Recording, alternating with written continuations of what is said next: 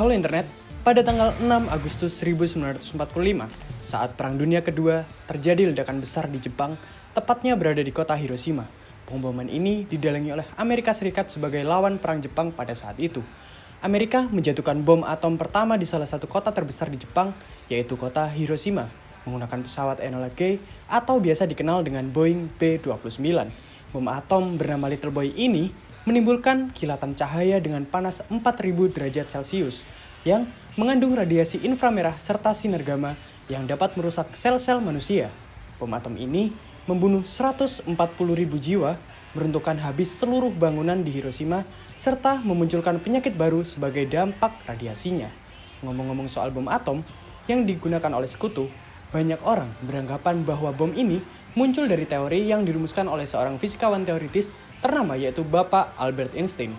Jadi, apakah Albert Einstein harus bertanggung jawab atas ilmu pengetahuan yang dirumuskannya? Sebelum jauh membahas soal itu, kita perlu membahas tentang apa itu ilmu pengetahuan dan apakah ilmuwan harus bertanggung jawab atas ilmu yang dirumuskan.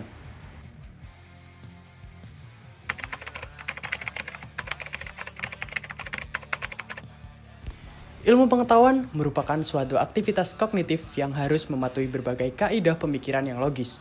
Ilmu pengetahuan juga merupakan sebuah proses yang bersifat rasional dan bercorak teleologis, yaitu mengarah pada tujuan tertentu karena ilmuwan dalam melakukan aktivitas ilmiah mempunyai tujuan-tujuan dan fungsi yang ingin dicapai.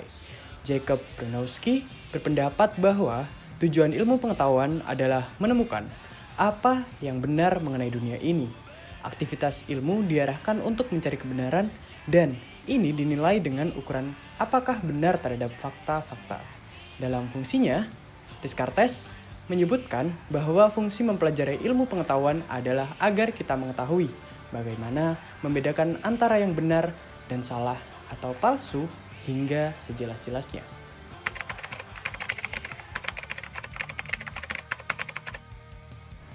Dikutip dari laman unpati.ac.id, Aholiab Watholi pada 2001 mendefinisikan berbagai prinsip dasar dalam proses memahami apa itu tanggung jawab dalam pengetahuan dan tanggung jawab keilmuan.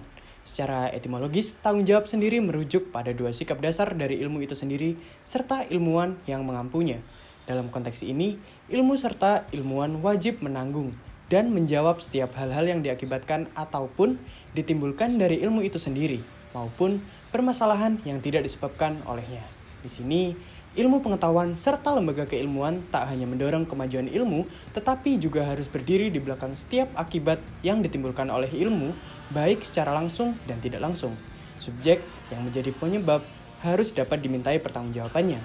Meskipun hal-hal tersebut tidak disebabkan oleh ilmu ataupun ilmuwan itu sendiri, aspek tanggung jawab akan melekat sebagai kesatuan yang tak dapat dipisahkan.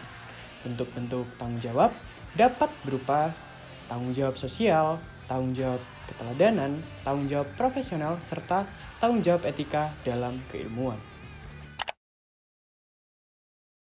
Jadi, menurut pembahasan yang sudah kita lakukan, kita tahu bahwa sejatinya ilmuwan wajib menanggung dan menjawab setiap hal yang diakibatkan dari ilmu itu sendiri. Meskipun ilmu pengetahuan yang sudah terpublikasi tak lagi menjadi hak guna sang penemu, tetapi ilmu pengetahuan wajib berdiri di belakang setiap akibat yang ditimbulkan oleh ilmu, baik secara langsung maupun tidak langsung. So, apakah Einstein harus bertanggung jawab?